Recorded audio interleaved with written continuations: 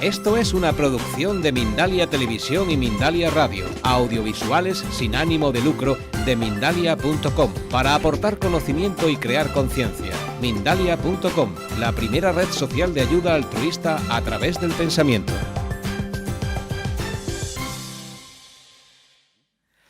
Me gustaría deciros primero que soy una persona sensible, bastante sensible, y la verdad es que me emociono muchas veces hablando.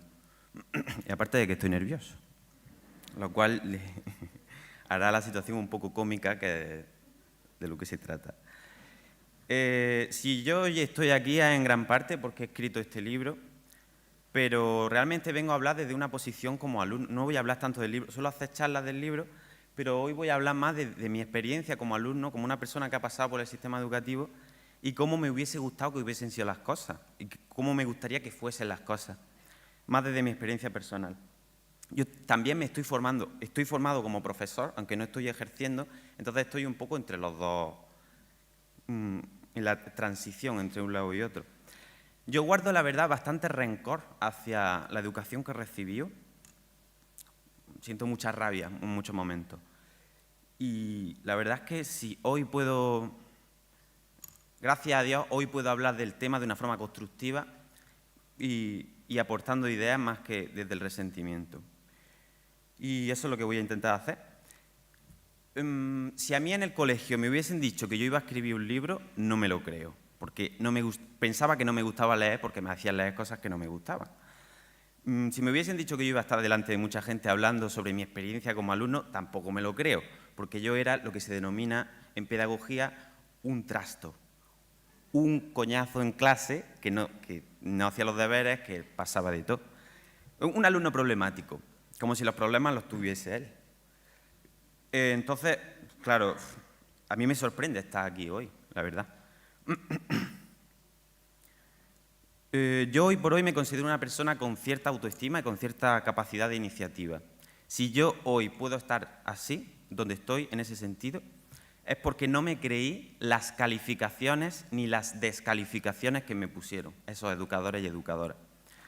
A mí me intentaron convencer, me imagino, como a la mayoría de vosotros, de ciertas creencias, ciertos valores, como son el si estudias mucho llegarás lejos, el éxito depende sobre todo del esfuerzo, de que te esfuerces, de que dejes de lado tus motivaciones, de que te ocupes de lo importante, de que seas obediente. Entonces, con el tiempo yo empecé a cuestionar eso, empecé a crecer en todos los sentidos y empecé a cuestionar todo ese tipo de cosas. En uno de esos pasos apareció este libro, que fue el cuestionar esa creencia que está tan pegada a la educación, que es la del esfuerzo, a la educación actual. Solemos pensar que el conocimiento y el aprendizaje se hace desde el esfuerzo. Y desde mi punto de vista, forzar a un chaval o a una chavala a aprender es una contradicción, porque no somos máquinas, somos personas. Y el aprendizaje, el conocimiento no se hacen de una manera forzada, como si fuese algo algo desagradable. Cuando una persona está motivada con lo que hace, como digo en el libro, no le cuesta esfuerzo hacer lo que hace, porque está movilizada, está entusiasmada, como decía ya Emilio Carrillo. Entonces, ¿qué debería ser la escuela desde mi punto de vista? La escuela debería ser, y en esto creo que estamos de acuerdo todos, un espacio lúdico, un espacio en el que los niños, en vez de estar escondidos debajo de la cama cuando tienen que ir a clase, estén deseando ir a clase, y en el que los profesores les pase lo mismo, estén deseando ir a clase. Pero ante todo, ¿qué debería ser la escuela desde mi punto de vista? Un lugar en el que se confía en los alumnos y alumnas. Eso es lo que yo hubiera necesitado. Una confianza, pero no una confianza en sentido superficial, sino confiar en las capacidades, poder admirar a esos alumnos y alumnas, confiar en que son regalos, confiar en que son dignos de admiración. Esa yo creo que es la característica principal que debe tener un educador o una educadora. La capacidad para poder admirar a sus alumnos y alumnas. Imaginad que soy un ingenuo alumno que plantea la posibilidad de que sean los alumnos y alumnas las que decidan qué se va a dar en clase. El primer día, ¿qué queréis dar? ¿Qué vamos a aprender? Ante esta posibilidad, la mayoría de la gente reacciona de una forma muy negativa. La gente dice, sí, hombre, si tú le preguntas qué quieren hacer, pues te van a decir que quieren jugar a la videoconsola, ver la tele, jugar al fútbol, o sea, no van a hacer nada de provecho. O sea, que los chavales y chavalas son un grupo de salvajes que tienden a la pereza, a la bulia, al egoísmo, y no podemos confiar en ellos. Entonces tenemos que forzarles a aprender lo que nosotros decimos, cuando nosotros decimos y como nosotros decimos. Sus motivaciones, ya ellos Eso no es cosa nuestra. Detrás de esta concepción de los alumnos y alumnas se esconde una profunda desconfianza hacia la naturaleza humana. Esta desconfianza hacia la naturaleza humana está en muchos ámbitos de nuestra cultura y es la que está en la base del sistema educativo. ¿Por qué desconfiamos de la naturaleza humana? ¿Por qué desconfiamos en que puedan ser ellos los que nos digan qué quieren dar y cómo lo quieren dar? Desconfiamos de la naturaleza humana porque no la conocemos, simplemente. No estamos acostumbrados a escuchar nuestras emociones, a escuchar nuestros miedos, a escuchar nuestras motivaciones. No estamos acostumbrados a dar un espacio a nuestro mundo interior. Entonces, como no lo conocemos, pensamos que es algo caótico, que no entendemos, entonces hay que controlarlo. Y nos domesticamos a nosotros mismos, como decía Nietzsche, el animal que se autodomestica porque tiene miedo de su mundo interior. Pero no solo ocurre individualmente, sino que con respecto a las demás personas también. Tengo miedo de la naturaleza humana porque no la entiendo, no la conozco. ¿Cómo se soluciona ese miedo? Ese miedo se soluciona cuando tú empiezas a escuchar, cuando tú empiezas a conocer la naturaleza humana, inevitablemente empiezas a dejar de tenerle miedo y empiezas a admirar la naturaleza humana. Entonces, cuando tú como profesor o profesora empiezas a conocer a tus alumnos en profundidad, empiezas inevitablemente a admirarles. Es inevitable, porque son dos cosas que van juntas, no me preguntéis por qué. Cuando tú conoces en profundidad emocionalmente a una persona, inevitablemente se despierta un amor.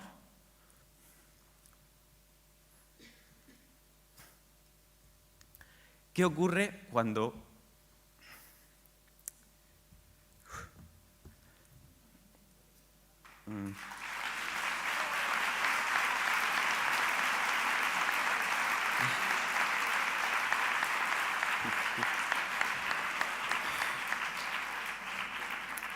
¿Qué ocurre cuando se da una educación en la que no hay esta confianza? Ocurre que la educación se convierte en un coñazo, en un suplicio, en algo desagradable, en lo que se intenta que alumnos y alumnas memoricen cosas que no les motivan y a lo que más puedes aspirar es a pedantería, a tener conocimientos que luego puedas decirle a alguien para quedar bien. Pero no hay un verdadero... suena como el mío. Dios.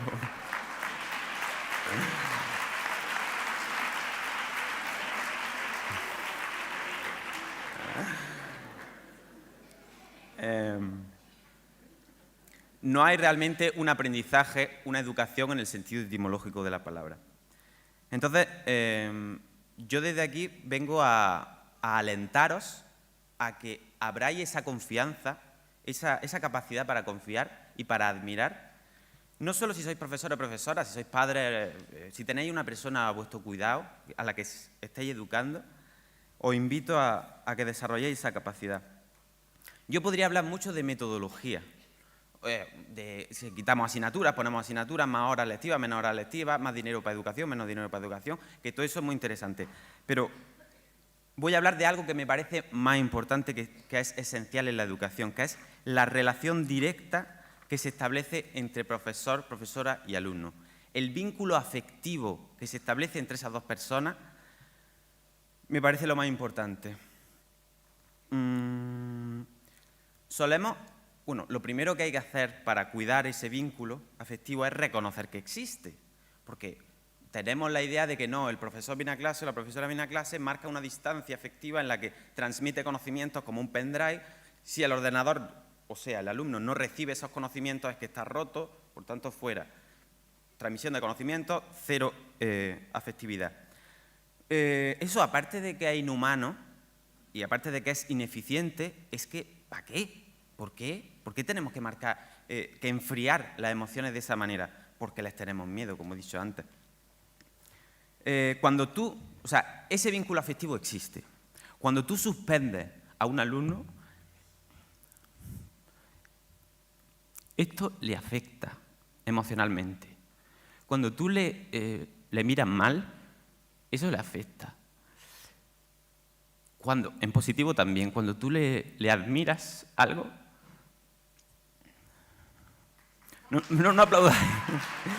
No aplaudáis, que si no se me va el tiempo, tengo que tirar para adelante. Os lo agradezco, pero... Cuando tú admiras algo de un alumno o alumna, se le iluminan los ojos. Mucho más, le afecta mucho más de lo que creemos las cosas que les decimos y las cosas que no les decimos. Aunque parezca que les da igual, no les da igual. Están en edades muy sensibles y sois referentes para ellos. Casi me sale para nosotros. Yo me sitúo a veces en el lugar de alumno, en el lugar de profesor. Yo recuerdo la sensación de vacío y de sentirme como una mierda ante la mirada o ante los comentarios de algunos profesores. Y bueno, es como para planteárselo, por lo menos. Yo estuve haciendo práctica en un instituto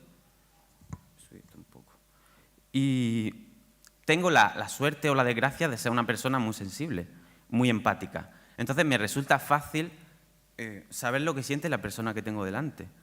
Y cuando cogí ese papel de persona con poder que le habla a un montón de alumnos, me di cuenta del poder que tenía, porque cualquier comentario hacia ellos o hacia ella le afectaba mucho. Y la verdad es que casi me dio un poco de vértigo, decir, hostia, ¿cuánto poder tenemos?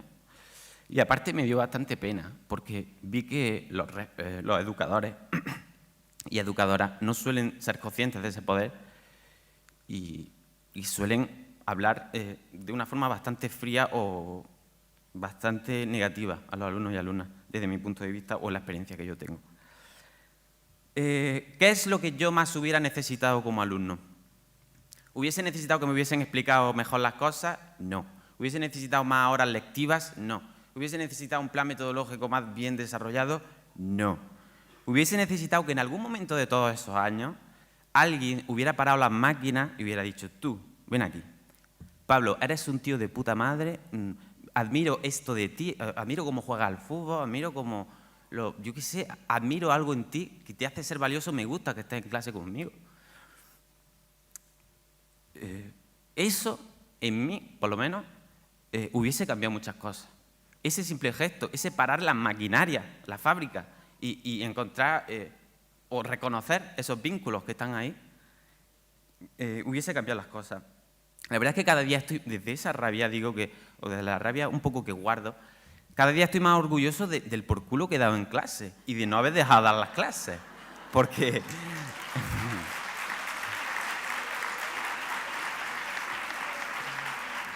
Porque en ese momento, incluso algo de culpa de él, soy un niño malo, estoy haciéndolo mal, pero ahora mismo digo, joder, era el acto de rebeldía más íntegro que he hecho en mi vida. O sea, la mayor revolución que se está haciendo ahora mismo es la insumisión en los institutos y en los colegios. Que no se da clase hasta que no tengáis en cuenta nuestras motivaciones. Que aquí no se hace nada hasta que no empezáis a tenernos en cuenta nosotros. Lo hacen inconscientemente, pero bueno, luego crecen, articulan su discurso y vienen aquí y a dar una charla.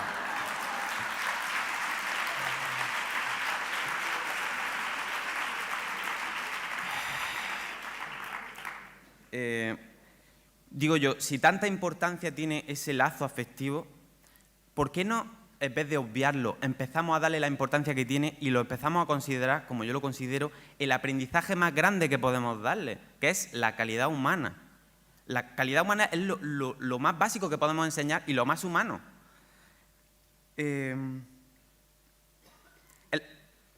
Resumidamente, el mayor aprendizaje que podemos darles es enseñarles a admirarse a sí mismos a través de la admiración que nosotros tenemos por ellos. Ese me parece el aprendizaje más grande que se puede dar en la educación y que da lugar a todo el despliegue de motivaciones que ya tirarán para donde tengan que tirar.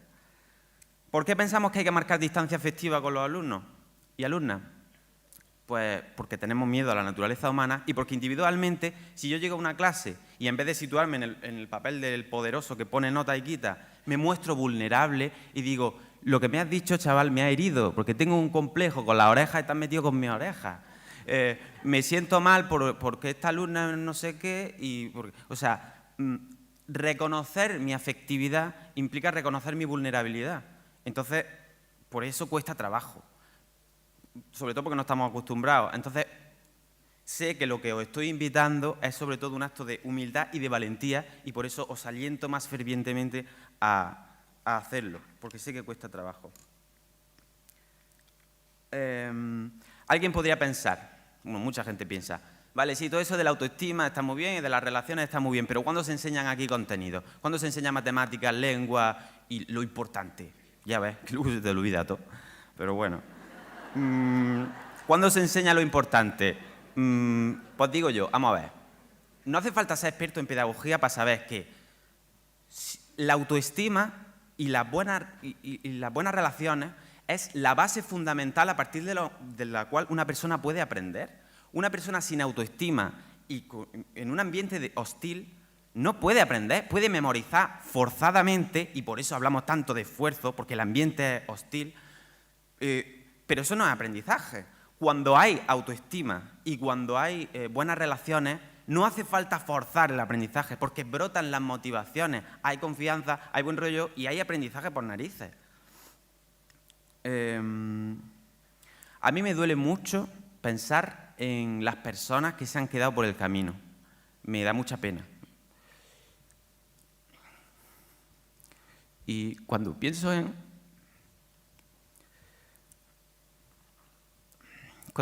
las personas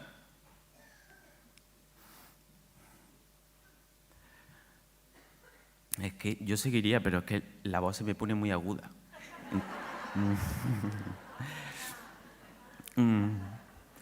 Cuando pienso en las personas que se han quedado por el camino, no pienso en alguien que no haya aprendido a leer o que no haya aprendido a escribir o que no se haya aprendido quiénes eran los reyes católicos, sino que pienso en personas que sepan o no sepan esas cosas, son gente que no sabe darse valor a sí misma. Esa es la gente que se ha quedado por el camino.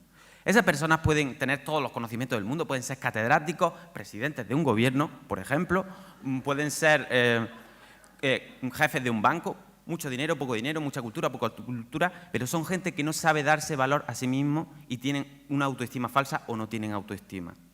Esas personas son las que se han quedado por el camino.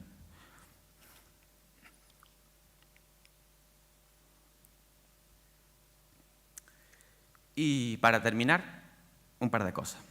Os voy a dar un pequeño truco práctico, porque a veces cuando doy las charlas, la gente me dice como, vale, está muy bien eso, pero ¿cómo empiezo yo cuando vaya a clase? ¿Qué hago?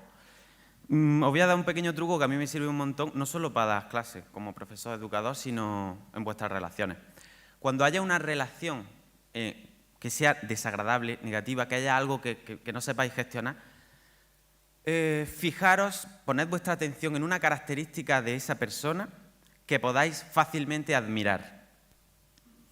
Si centráis vuestra atención en esa característica que fácilmente podéis admirar, por experiencia os digo que vuestra relación con esa persona cambia mágicamente.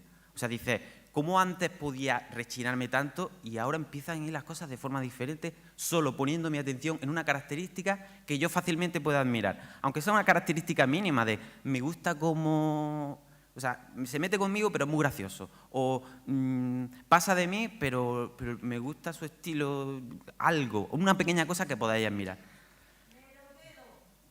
Di que sí.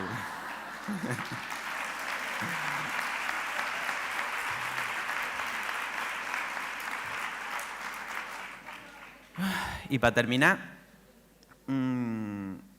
deciros que lo que yo os propongo es que consigáis ser felices mientras educáis. O sea, vamos a dejar de pensar tanto en cómo mejorar la educación, cómo mejorar el sistema educativo, cómo mejorar, sino cómo puedo yo empezar a ser más feliz en mi experiencia, dando clase, educando a mi hijo. Porque creo que es el primer paso y es el que te va a ayudar a hacer más feliz a esa persona. Si no,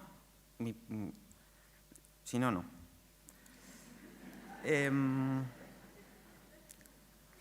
Y bueno, Y con estas cosas que propongo creo que podemos ir dejando de lado ya la educación del esfuerzo y empezar a crear otra educación desde la motivación. Muchas gracias. No sé si me he pasado, si no, va bien, ¿no? Muchas gracias a todos.